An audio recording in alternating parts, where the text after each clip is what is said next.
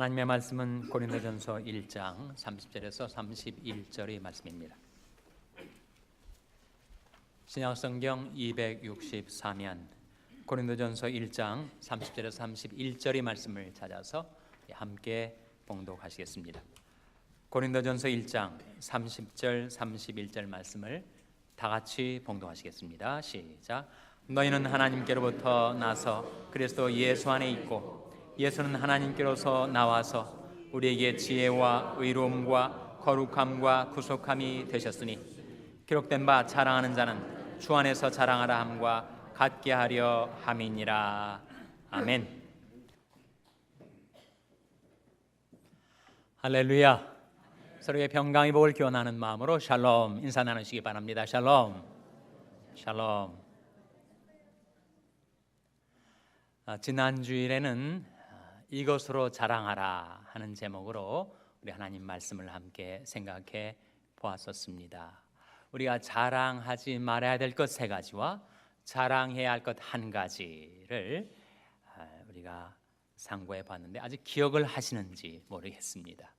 우리가 자랑하지 말아야 할 것 세 가지 무엇이죠? 지혜로운 자는 그 지혜를 자랑치 말라. 용사는 그 용맹을 자랑치 말라. 부자는 그 부함을 자랑치 말라. 오늘날 현대어로 그것을 바꿔보자면 지식과 기술이 있는 사람들 그거 자랑하며 살지 말라 하는 말씀이죠. 권세와 명예 있는 사람들 그거 자랑하며 살아가지 말라.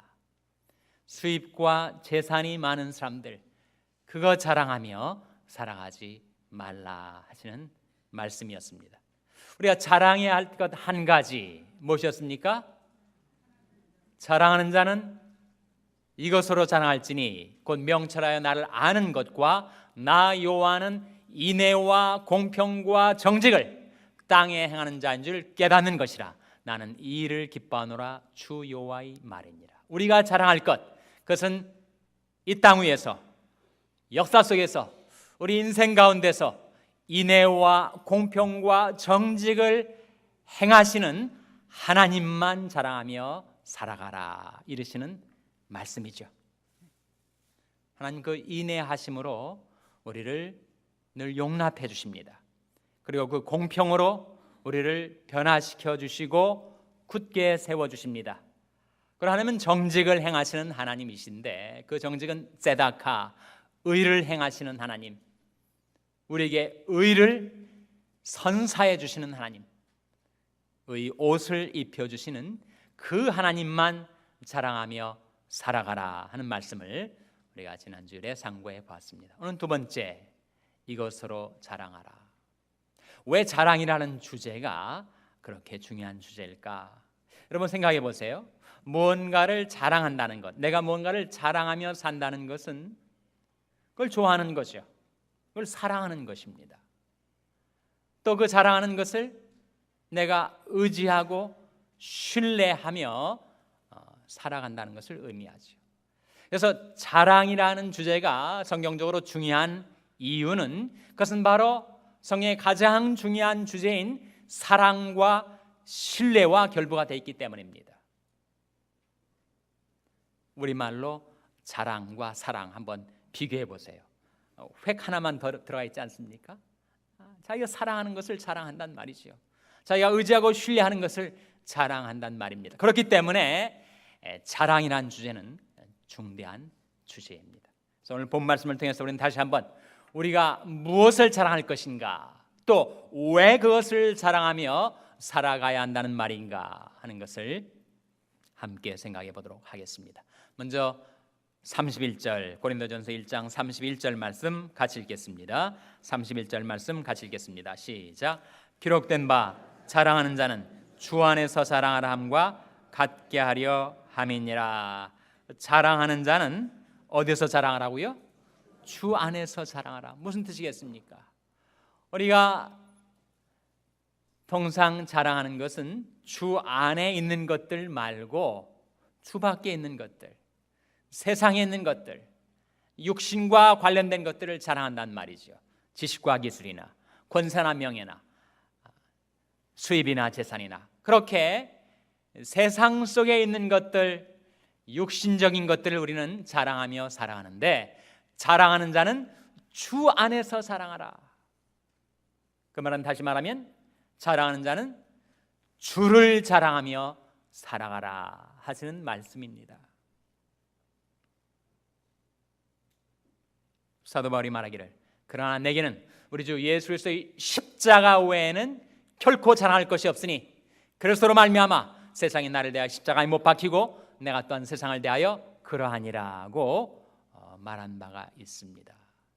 그래서 우리는 주님만을 자랑하며 살아가야 할 자들이라는 거죠. 근데 왜 주님만을 자랑하며 살아가야 한다는 말인가? 네 가지 이유가 30절에 나오고 있습니다. 30절 말씀 같이 읽겠습니다. 시작.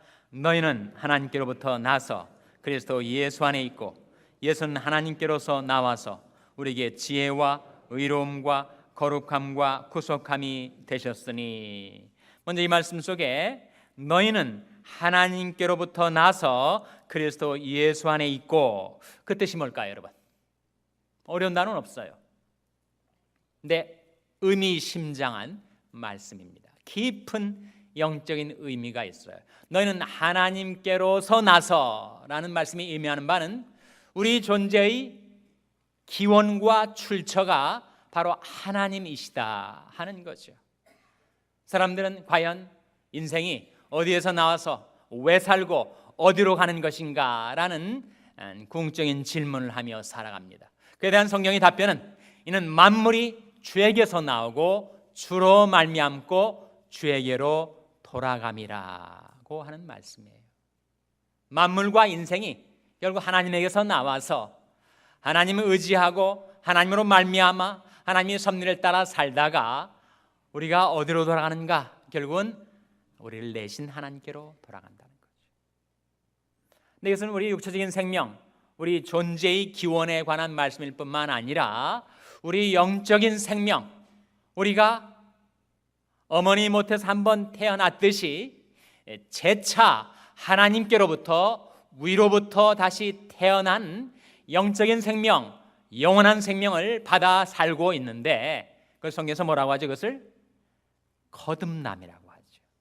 어머니에게서 육적인 생명을 한번 받아가지고 이 세상에 살기 시작했다가 이제는 위로부터 하나님께로서 다시 영적인 생명을 받아 살게 된 것을 거듭남이라고 합니다. 중생, 거듭중자죠. rebirth라고 합니다. 그래서 이 말씀, 너희는 하나님께로서 나서라는 말씀은 우리가 하나님께로부터 영적인 생명을 부여받았다. 우리 영원한 생명, 우리 구원은 하나님에게서 주어진 것이다. 우리 구원과 영생의 출처와 기원을 말씀에 주고 있는 것이죠. 그 다음에 그리스도 예수 안에 있고라는 말씀은 우리 영원한 위치가 이제는 그리스도 예수 안에 들어와 있게 됐다는 말씀입니다. 그전에는 어디 있었습니까? 우리가 그전에 어디 있었죠? 우리는 그리스도 밖에 있었습니다. 세상 속에서 살아갔었죠. 그래서 하나님도 없이 소망도 없이 살던 우리였는데 하나님께서 우리 영원한 위치를 바꿔주셨다, 변경시켜주셨다, 옮겨주셨다는 거예요. 세상 가운데서 우리를 떼어내서 그리스도 예수 안으로 들어와 살게 옮겨주셨다는 것입니다. 그래서 짧은 이 구절 속에 우리 영적인 생명의 기원과 우리 영원한 위치를 밝혀주고 있는데, 너희는 하나님께로부터 나서 그리스도 예수 안에 있고, 예수는 하나님께로서 나와서 우리에게 이 네 가지가 되기 때문에 그 주님을 자랑하며 우리가 살게 된다 하는 말씀인데, 그 네 가지가 뭐예요? 예수는 하나님께로서 나와서 우리에게 지혜와 의로움과 거룩함과 구속함이 되셨으니. 예수님은 우리에게 지혜가 되십니다. 예수님 자체가 지혜이십니다. 골로새서 2장 3절 말씀에 그 안에는 지혜와 지식의 모든 보화가 감추어 있느니라고 말씀하고 있어요. 그래서 여러분 가운데 내가 좀 지혜가 부족하다 라고 생각되시는 분들은 어디로 달려가셔야 됩니까?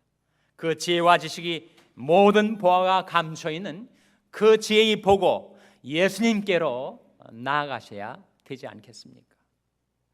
너 중에 누구든지 지혜가 부족하거든 모든 사람에게 후히 주시고 꾸짖지 아니하시는 하나님께 구하라 그리하면 주시리라 약속하셨습니다.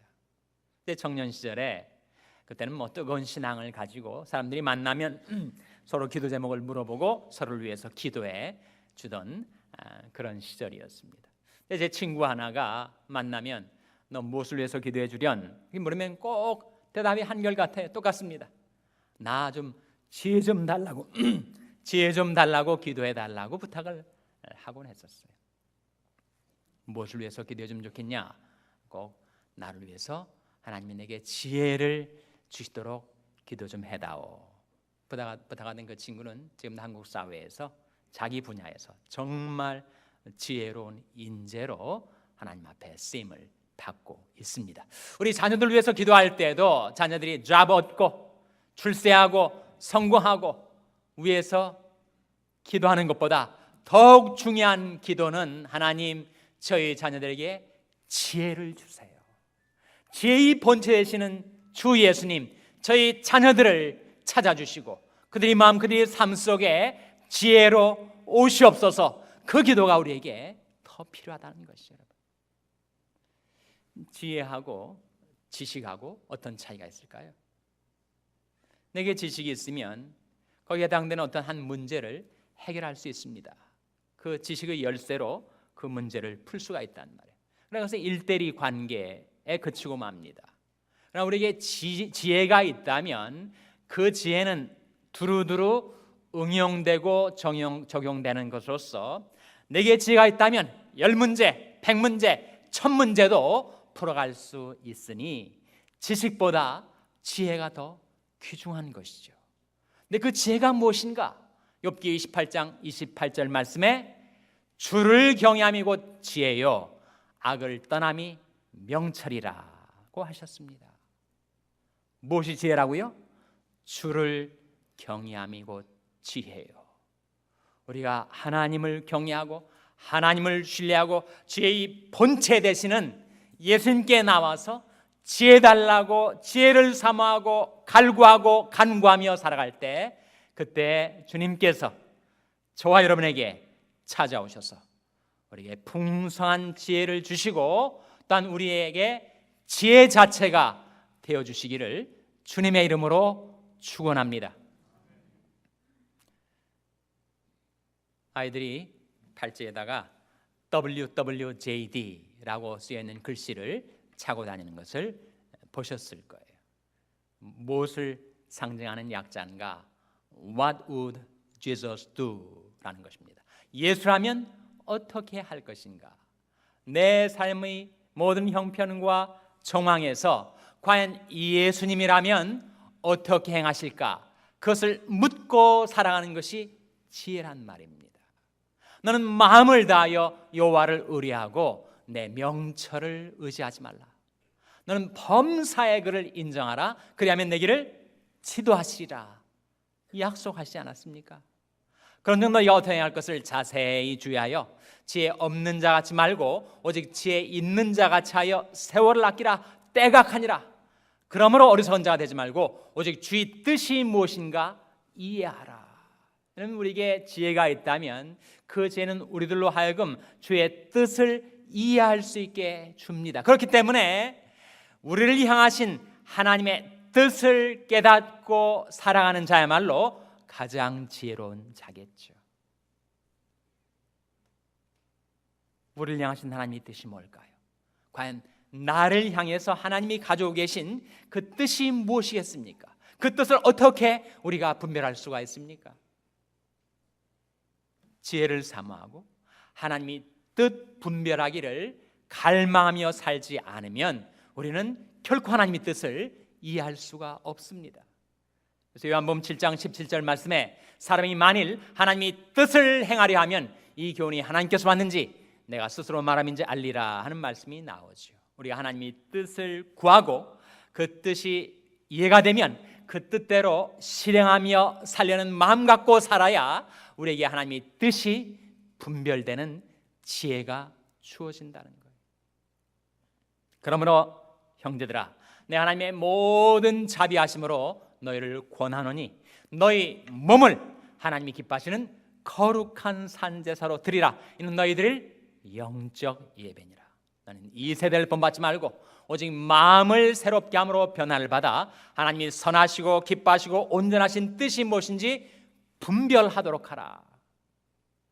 하나님의 뜻을 분별하는 가장 귀중한 지혜, 그것은 누구에게 주어지는가? 그 지혜를 은을 찾듯이, 금을 찾듯이 그 지혜를 찾고 사모하고 갈망하고 간구하며 지혜 자체이신 주님을 영접하고 모셔드리고 주님과 늘 상의하고 주님께 질문드리고 주님이 입에서 나오는 지혜의 말씀에 귀를 기울이고 그렇게 살아갈 때 우리와 우리 자녀들이 지혜의 본체 되시는 예수님을 따라, 예수님이 인도를 따라 지혜로운 인생을 살게 되시기를 주님의 이름으로 축원합니다.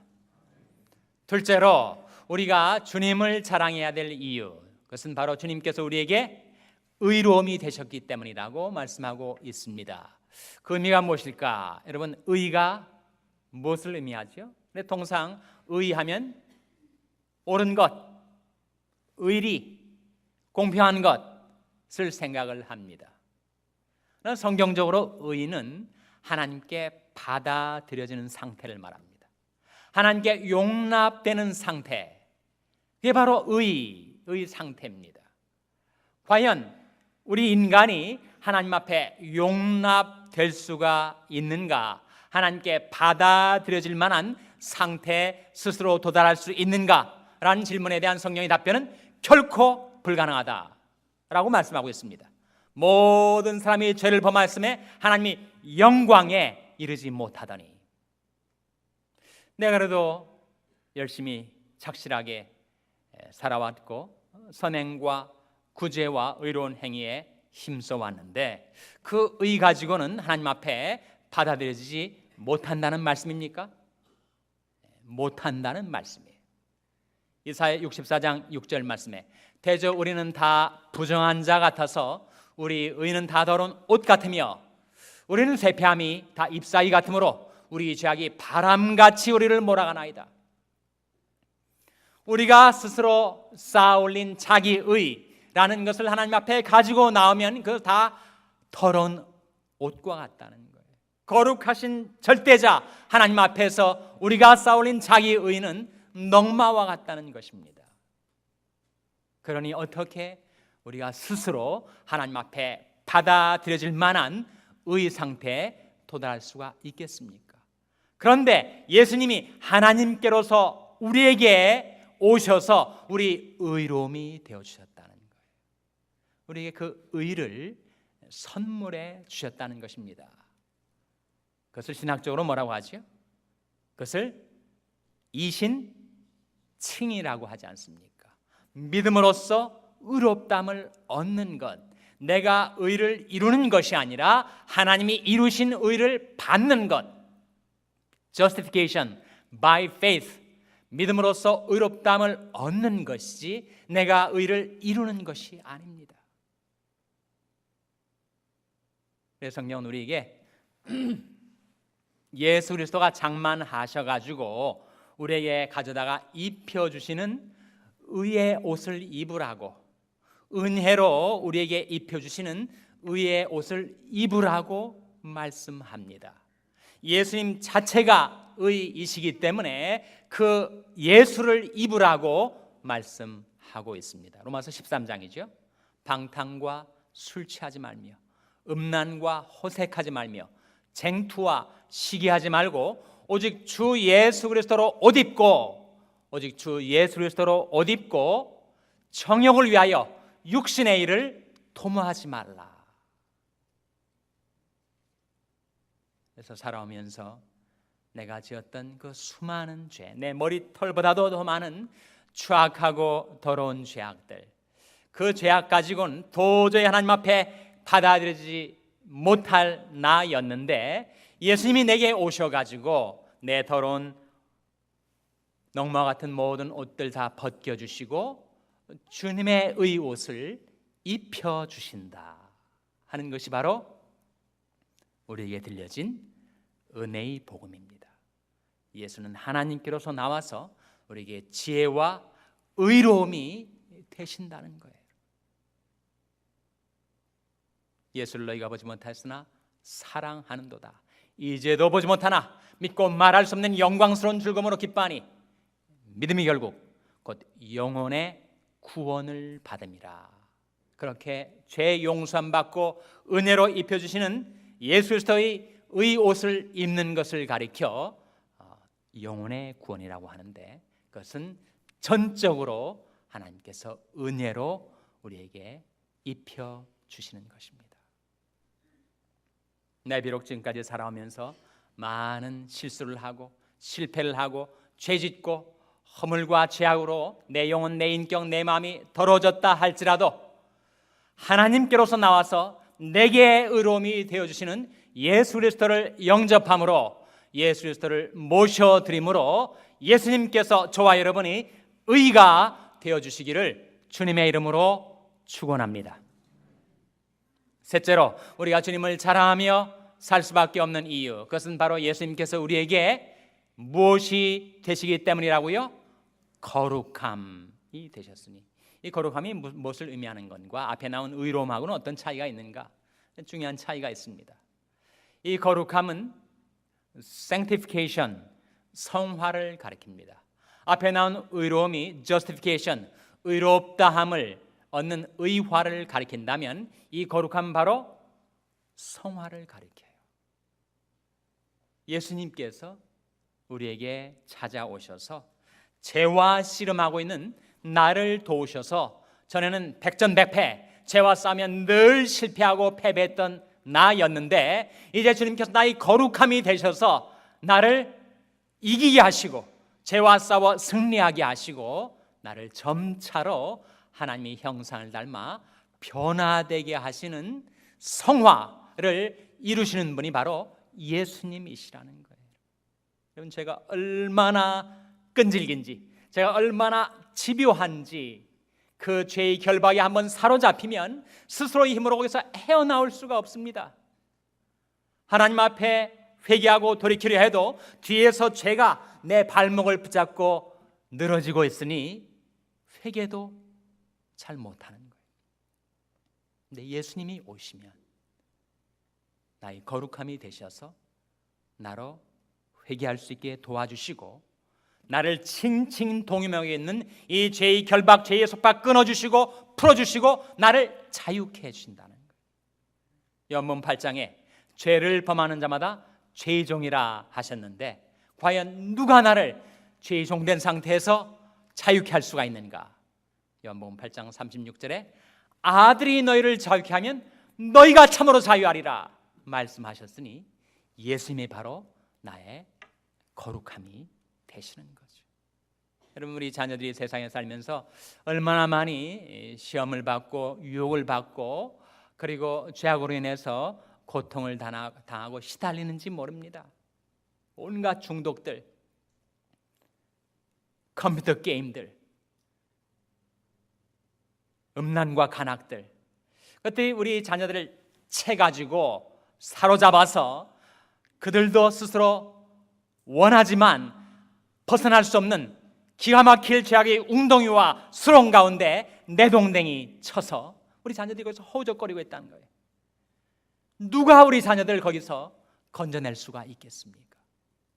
예수님이 오셔서 우리 자녀들에게 거룩함이 되어주실 때 죄와 싸워 이길 힘을 불어넣어 주시고 그들로 하여금 하나님의 형상을 닮아 예수 그리스도의 인격을 닮아 성령의 품성을 닮아 변화되어가는 성화, 그것은 예수님이 이루어 주시는 거란 말입니다. 주는 영이시니 주의 영이 계신 곳에는 자유함이 있느니라. 우리가 다 수건을 벗은 얼굴로 거울을 보는 것 같이 주의 영광을 보매 저와 같은 형상으로 하여 영광으로 영광에 이르니 곧 주의 영으로 말미암음이니라. 이게 바로 우리 기도의 제목이죠. 주님, 저희 자녀들 죄와 씨름하며 죄에 시달리는 저희 자녀들에게 찾아가 주셔서 주님께서 성령의 권능으로 그들이 모든 죄의 결박 끊어주시고 풀어주시고 약속하신 자유함과 거룩함을 주시옵소서. 그것이 우리들의 기도인데 바로 예수님이 하나님께로서 나와서 우리에게 거룩함이 되셨다는 거예요. 여러분, 이 두 번째와 세 번째, 하나는 의화고 하나는 성화인데 만일 이 성화가 의화 다음에 이어지지 못하면 사람은 정신분열증에 걸립니다. 성경은 하나님의 은혜로 우리가 의롭다함을 얻었고 내가 이제는 하나님 앞에 용납될 받아들여질 수 있는 의 상태에 도달했다고 하는데 나는 실생활에서 계속 죄짓고 유혹을 받고 시험에 걸리고 실족하고 죄의 늪에 빠져서 허우적거리는 나의 실제 삶의 상태를 보면 그 양자의 괴리, 그 메워질 수 없는 그 간격에서 사람이 정신분열 상태에 빠져버리는 거죠. 근데 예수님께서 우리에게 의 신분만 입혀주시는 것이 아니라 우리에게 거룩함의 상태도 이루어 주셔서 그 신분과 상태를 일치하게 해주신다는 거예요. 그것이 바로 성화입니다. 하나님이 은혜로 입혀주신 그 의 신분에 합당한 실생활을 할 수 있게 하는 것, 그 상태에 도달할 수 있게 해주는 것, 그것이 바로 거룩함, sanctification, 성화인데 예수님은 나에게 지혜만 되어주시는 것이 아니라 의로움도 되어주시고 의로움만 되어주시는 것이 아니라 우리에게 구속함도 되어주시기 때문에 우리가 그 주님을 자랑하며 살아가게 되는 것입니다. 넷째로 예수님은 우리에게 무엇이 되신다고 돼요? 예수님은 하나님께로서 나와서 우리에게 무엇이 되신다고 하셨습니까?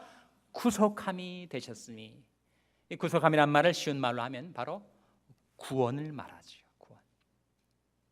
내가 여호와를 기다리고 기다렸더니 귀를 기울이사 나의 부르짖음을 들으셨도다. 나를 기가 막힐 웅덩이와 수렁에서 끌어올리시고 나의 발을 반석 위에 두사 내 걸음을 경고케 하셨도다. 구속함이란 주님이 희생적인 사랑으로 그 기가 막힐 웅덩이와 수렁에 빠져 허우적거리고 있는 나를 끌어올려 주시는 것, 나를 건져 주시는 것, 그것이 바로 구원이란 말이죠. 하나님께서 은혜로 우리에게 하나님의 자녀의 신분을 주시고 그 신분에 합당한 삶을 살아갈 수 있도록 주님께서 우리에게 거룩함이 되셨지만 우리는 이따금씩 또다시 시험을 당하고 죄에 빠질 때가 있습니다. 정말 광야와 같은 이 세상을 살다 보면 나도 모르게 내 발이 시험과 곤경에 빠져들 때가 있는데 바로 거기에서 나를 건져주시는 예수님이 바로 나의 구속함이 되셨다는 것. 뿐만 아니라 나 이 땅의 삶을 마치게 될 때 우리는 영원 세계를 직면하게 될 것입니다. 그때 내가 영원히 하나님과 함께 천국에서 영생 복락을 누리게 되는가, 아니면 하나님이 영광에서 떨어져서 그 어둠 속에서 영원한 멸망에 처해지게 되는가, 그 결정이 어떻게 이루어지는 거죠? 내가 평생 어떻게 선을 행하고 의를 쌓아 올렸는가, 내 자기 의를 그때 의지할 수가 있겠습니까, 여러분? 그래서 유다서 1장 20절 21절 말씀에 사랑하는 자들아, 너희는 너희 지극히 거룩한 믿음 위에 자기를 건축하며 성령으로 기도하며 하나님이 사랑 안에서 자기를 지키며 영생에 이르도록 우리 주 예수 그리스도의 긍휼을 기다리라. 이 세상을 하정하게 될 때 우리가 의지할 것은 예수 그리스도의 긍휼입니다. 영생에 이르도록 우리 주 예수 그리스도의 긍휼을 기다리라. 그래서 우리가 자든지 깨어있든지 이 생에 살든지 이 세상을 떠날 때든지 우리에게는 꼭 필요한 한 가지 기도, 소위 기독교의 경건의 전통에서 The Jesus Prayer, 예수 기도라고 알려져 있는 그 기도의 제목, 기도의 내용 무엇입니까? 주 예수여 나를 긍휼히 여기소서. 주 예수여 나를 긍휼히 여기소서. 그렇게 주님의 긍휼을 의지할 것밖에는 없습니다.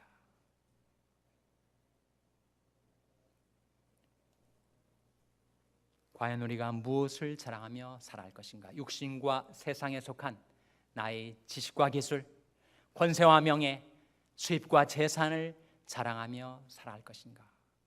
아니면 내게 지혜와 의로움과 거룩함과 구속함이 되신 주님만을 자랑하며 주님만을 사랑하며 주님만을 즐거워하며 주님만을 찬송하며 살아갈 것인가? 이 시간 하나님 말씀 앞에서 결단을 내리시고 오직 주 예수님만을 자랑하며 살아가는 저와 여러분 될 수 있기를 주님의 이름으로 축원합니다. 기도하시겠습니다.